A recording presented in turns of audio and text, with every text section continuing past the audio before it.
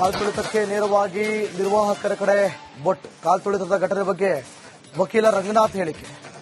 Stadium ನಿರ್ವಾಹಕರೇ ಉಚಿತ pass ಕೊಟ್ಟಿದ್ದು, ಅವರಿಗೆಲ್ಲ ಕೂರಲು ಸಿದ್ಧತೆ ಮಾಡಿಕೊಂಡಿದ್ರ ತಿಳಿಸಿದೆ. ಈ ಘಟನೆಯಲ್ಲಿ ನಿರ್ವಾಹಕರ ನಿರ್ಲಕ್ಷ್ಯ ಎದ್ದು ಕಾಣ್ತಾ ಇದೆ. ಸರ್ಕಾರದ ದುಡ್ಡಲ್ಲಿ ಈ ಕಾರ್ಯಕ್ರಮ ಮಾಡಬಹುದಾಗದೆ. ಬೆಂಗಳೂರಿನಲ್ಲಿ ಸರ್ಕಾರಕ್ಕೆ ವಕೀಲ ರಂಗನಾಥ್ ಪ್ರಶ್ನೆ ಮಾಡ್ತಿದ್ದಾರೆ.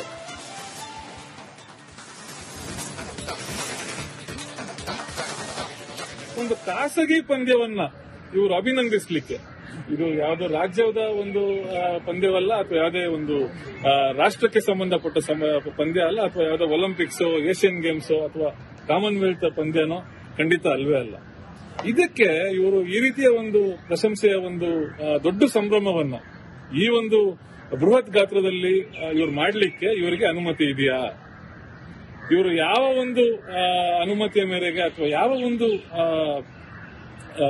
ಶಾಸನದ ಮೇರೆಗೆ ಈ ರೀತಿ ಇವರೊಂದು ಸರ್ಕಾರದ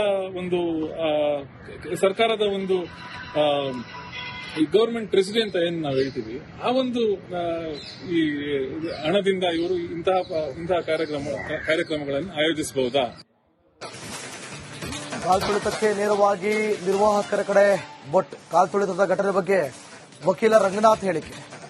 ಸ್ಟೇಡಿಯಂ ನಿರ್ವಾಹಕರೇ ಉಚಿತ ಪಾಸ್ ಕೊಟ್ಟಿದ್ದು, ಅವರಿಗೆಲ್ಲ ಕೂರಲು ಸಿದ್ಧತೆ ಮಾಡಿಕೊಂಡಿದ್ರ ತಿಳಿಸಿದೆ.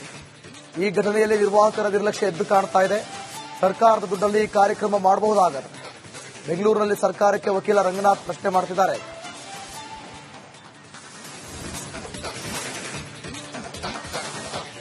ಒಂದು ಖಾಸಗಿ ಪಂದ್ಯವನ್ನ ಇವರು ಅಭಿನಂದಿಸಲಿಕ್ಕೆ, ಇದು ಯಾವುದೋ ರಾಜ್ಯದ ಒಂದು ಪಂದ್ಯವಲ್ಲ ಅಥವಾ ಯಾವುದೇ ಒಂದು ರಾಷ್ಟ್ರಕ್ಕೆ ಸಂಬಂಧಪಟ್ಟ ಪಂದ್ಯ ಅಲ್ಲ, ಅಥವಾ ಯಾವುದೋ ಒಲಿಂಪಿಕ್ಸ್, ಏಷ್ಯನ್ ಗೇಮ್ಸ್ ಅಥವಾ ಕಾಮನ್ವೆಲ್ತ್ ಪಂದ್ಯನೋ ಖಂಡಿತ ಅಲ್ವೇ ಅಲ್ಲ.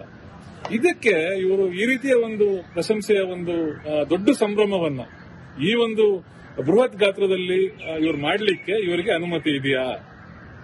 ಇವರು ಯಾವ ಒಂದು ಅನುಮತಿಯ ಮೇರೆಗೆ ಅಥವಾ ಯಾವ ಒಂದು ಶಾಸನದ ಮೇರೆಗೆ ಈ ರೀತಿ ಇವರೊಂದು ಸರ್ಕಾರದ ಒಂದು ಈ ಗವರ್ಮೆಂಟ್ ಟ್ರೆಜರಿ ಅಂತ ಏನ್ ನಾವು ಹೇಳ್ತೀವಿ, ಆ ಒಂದು ಈ ಹಣದಿಂದ ಇವರು ಇಂತಹ ಕಾರ್ಯಕ್ರಮಗಳನ್ನು ಆಯೋಜಿಸಬಹುದಾ? ಕಾಲ್ತುಳಿತಕ್ಕೆ ನೇರವಾಗಿ ನಿರ್ವಾಹಕರ ಕಡೆ ಬೊಟ್. ಕಾಲ್ತುಳಿತದ ಘಟನೆ ಬಗ್ಗೆ ವಕೀಲ ರಂಗನಾಥ್ ಹೇಳಿಕೆ. ಸ್ಟೇಡಿಯಂ ನಿರ್ವಾಹಕರೇ ಉಚಿತ ಪಾಸ್ ಕೊಟ್ಟಿದ್ದು, ಅವರಿಗೆಲ್ಲ ಕೂರಲು ಸಿದ್ಧತೆ ಮಾಡಿಕೊಂಡಿದ್ರ ತಿಳಿಸಿದೆ. ಈ ಘಟನೆಯಲ್ಲಿ ನಿರ್ವಾಹಕರ ನಿರ್ಲಕ್ಷ್ಯ ಎದ್ದು ಕಾಣ್ತಾ ಇದೆ. ಸರ್ಕಾರದ ದುಡ್ಡಲ್ಲಿ ಈ ಕಾರ್ಯಕ್ರಮ ಮಾಡಬಹುದಾಗದೆ. ಬೆಂಗಳೂರಿನಲ್ಲಿ ಸರ್ಕಾರಕ್ಕೆ ವಕೀಲ ರಂಗನಾಥ್ ಪ್ರಶ್ನೆ ಮಾಡ್ತಿದ್ದಾರೆ.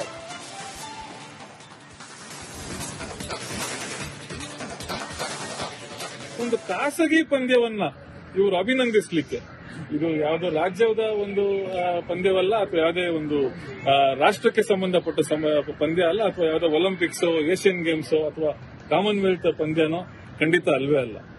ಇದಕ್ಕೆ ಇವರು ಈ ರೀತಿಯ ಒಂದು ಪ್ರಶಂಸೆಯ ಒಂದು ದೊಡ್ಡ ಸಂಭ್ರಮವನ್ನ ಈ ಒಂದು ಬೃಹತ್ ಗಾತ್ರದಲ್ಲಿ ಇವರು ಮಾಡಲಿಕ್ಕೆ ಇವರಿಗೆ ಅನುಮತಿ ಇದೆಯಾ?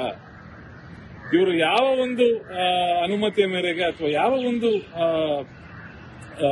ಶಾಸನದ ಮೇರೆಗೆ ಈ ರೀತಿ ಇವರೊಂದು ಸರ್ಕಾರದ ಒಂದು ಈ ಗವರ್ಮೆಂಟ್ ಟ್ರೆಜರಿ ಅಂತ ಏನ್ ನಾವು ಹೇಳ್ತೀವಿ, ಆ ಒಂದು ಈ ಹಣದಿಂದ ಇವರು ಇಂತಹ ಕಾರ್ಯಕ್ರಮಗಳನ್ನು ಆಯೋಜಿಸಬಹುದಾ? ಕಾಲ್ತುಳಿತಕ್ಕೆ ನೇರವಾಗಿ ನಿರ್ವಾಹಕರ ಕಡೆ ಬೊಟ್. ಕಾಲ್ತುಳಿತದ ಘಟನೆ ಬಗ್ಗೆ ವಕೀಲ ರಂಗನಾಥ್ ಹೇಳಿಕೆ. ಸ್ಟೇಡಿಯಂ ನಿರ್ವಾಹಕರೇ ಉಚಿತ ಪಾಸ್ ಕೊಟ್ಟಿದ್ದು, ಅವರಿಗೆಲ್ಲ ಕೂರಲು ಸಿದ್ಧತೆ ಮಾಡಿಕೊಂಡಿದ್ರ ತಿಳಿಸಿದೆ. ಈ ಘಟನೆಯಲ್ಲಿ ನಿರ್ವಾಹಕರ ನಿರ್ಲಕ್ಷ್ಯ ಎದ್ದು ಕಾಣ್ತಾ ಇದೆ. ಸರ್ಕಾರದ ದುಡ್ಡಲ್ಲಿ ಈ ಕಾರ್ಯಕ್ರಮ ಮಾಡಬಹುದಾಗದೆ. ಬೆಂಗಳೂರಿನಲ್ಲಿ ಸರ್ಕಾರಕ್ಕೆ ವಕೀಲ ರಂಗನಾಥ್ ಪ್ರಶ್ನೆ ಮಾಡ್ತಿದ್ದಾರೆ.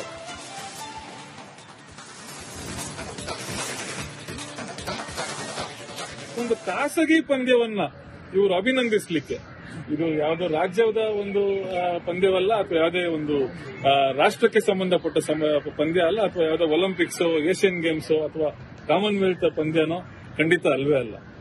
ಇದಕ್ಕೆ ಇವರು ಈ ರೀತಿಯ ಒಂದು ಪ್ರಶಂಸೆಯ ಒಂದು ದೊಡ್ಡ ಸಂಭ್ರಮವನ್ನ ಈ ಒಂದು ಬೃಹತ್ ಗಾತ್ರದಲ್ಲಿ ಇವರು ಮಾಡಲಿಕ್ಕೆ ಇವರಿಗೆ ಅನುಮತಿ ಇದೆಯಾ? ಇವರು ಯಾವ ಒಂದು ಅನುಮತಿಯ ಮೇರೆಗೆ ಅಥವಾ ಯಾವ ಒಂದು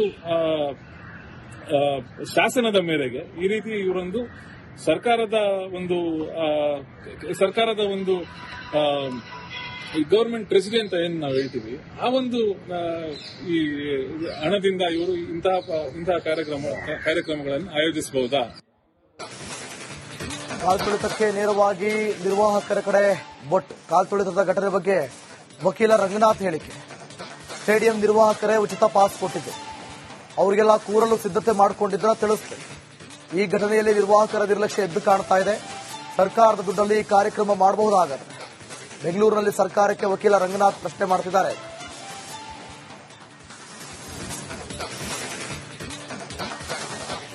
ಒಂದು ಖಾಸಗಿ ಪಂದ್ಯವನ್ನ ಇವರು ಅಭಿನಂದಿಸಲಿಕ್ಕೆ, ಇದು ಯಾವುದೋ ರಾಜ್ಯದ ಒಂದು ಪಂದ್ಯವಲ್ಲ, ಅಥವಾ ಯಾವುದೇ ಒಂದು ರಾಷ್ಟ್ರಕ್ಕೆ ಸಂಬಂಧಪಟ್ಟ ಪಂದ್ಯ ಅಲ್ಲ, ಅಥವಾ ಯಾವುದೋ ಒಲಿಂಪಿಕ್ಸ್, ಏಷ್ಯನ್ ಗೇಮ್ಸ್ ಅಥವಾ ಕಾಮನ್ವೆಲ್ತ್ ಪಂದ್ಯನೋ ಖಂಡಿತ ಅಲ್ವೇ ಅಲ್ಲ. ಇದಕ್ಕೆ ಇವರು ಈ ರೀತಿಯ ಒಂದು ಪ್ರಶಂಸೆಯ ಒಂದು ದೊಡ್ಡ ಸಂಭ್ರಮವನ್ನ ಈ ಒಂದು ಬೃಹತ್ ಗಾತ್ರದಲ್ಲಿ ಇವರು ಮಾಡಲಿಕ್ಕೆ ಇವರಿಗೆ ಅನುಮತಿ ಇದೆಯಾ? ಇವರು ಯಾವ ಒಂದು ಅನುಮತಿಯ ಮೇರೆಗೆ ಅಥವಾ ಯಾವ ಒಂದು ಶಾಸನದ ಮೇರೆಗೆ ಈ ರೀತಿ ಇವರೊಂದು ಸರ್ಕಾರದ ಒಂದು ಈ ಗವರ್ಮೆಂಟ್ ಟ್ರೆಜರಿ ಅಂತ ಏನ್ ನಾವು ಹೇಳ್ತೀವಿ, ಆ ಒಂದು ಈ ಹಣದಿಂದ ಇವರು ಇಂತಹ ಕಾರ್ಯಕ್ರಮಗಳನ್ನು ಆಯೋಜಿಸಬಹುದಾ? ಕಾಲ್ತುಳಿತಕ್ಕೆ ನೇರವಾಗಿ ನಿರ್ವಾಹಕರ ಕಡೆ ಬೊಟ್ ಕಾಲ್ತುಳಿತದ ಘಟನೆ ಬಗ್ಗೆ ವಕೀಲ ರಂಗನಾಥ್ ಹೇಳಿಕೆ.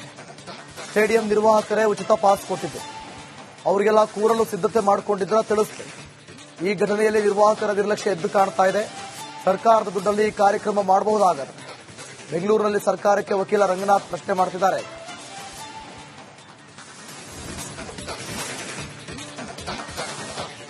ಒಂದು ಖಾಸಗಿ ಪಂದ್ಯವನ್ನ ಇವರು ಅಭಿನಂದಿಸಲಿಕ್ಕೆ, ಇದು ಯಾವುದೋ ರಾಜ್ಯದ ಒಂದು ಪಂದ್ಯವಲ್ಲ, ಅಥವಾ ಯಾವುದೇ ಒಂದು ರಾಷ್ಟ್ರಕ್ಕೆ ಸಂಬಂಧಪಟ್ಟ ಪಂದ್ಯ ಅಲ್ಲ, ಅಥವಾ ಯಾವುದೋ ಒಲಿಂಪಿಕ್ಸ್, ಏಷ್ಯನ್ ಗೇಮ್ಸ್ ಅಥವಾ ಕಾಮನ್ವೆಲ್ತ್ ಪಂದ್ಯನೋ ಖಂಡಿತ ಅಲ್ವೇ ಅಲ್ಲ.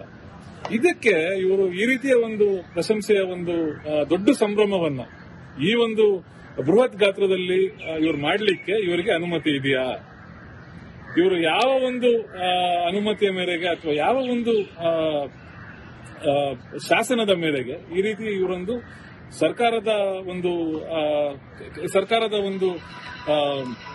ಈ ಗವರ್ಮೆಂಟ್ ಟ್ರೆಜರಿ ಅಂತ ಏನ್ ನಾವು ಹೇಳ್ತೀವಿ, ಆ ಒಂದು ಈ ಹಣದಿಂದ ಇವರು ಇಂತಹ ಕಾರ್ಯಕ್ರಮಗಳನ್ನು ಆಯೋಜಿಸಬಹುದಾ?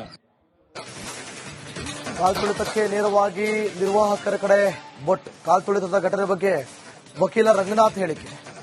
ಸ್ಟೇಡಿಯಂ ನಿರ್ವಾಹಕರೇ ಉಚಿತ ಪಾಸ್ ಕೊಟ್ಟಿದ್ದು, ಅವರಿಗೆಲ್ಲ ಕೂರಲು ಸಿದ್ಧತೆ ಮಾಡಿಕೊಂಡಿದ್ರ ತಿಳಿಸಿದೆ. ಈ ಘಟನೆಯಲ್ಲಿ ನಿರ್ವಾಹಕರ ನಿರ್ಲಕ್ಷ್ಯ ಎದ್ದು ಕಾಣ್ತಾ ಇದೆ. ಸರ್ಕಾರದ ದುಡ್ಡಲ್ಲಿ ಈ ಕಾರ್ಯಕ್ರಮ ಮಾಡಬಹುದಾಗತ್ತೆ. ಬೆಂಗಳೂರಿನಲ್ಲಿ ಸರ್ಕಾರಕ್ಕೆ ವಕೀಲ ರಂಗನಾಥ್ ಪ್ರಶ್ನೆ ಮಾಡ್ತಿದ್ದಾರೆ.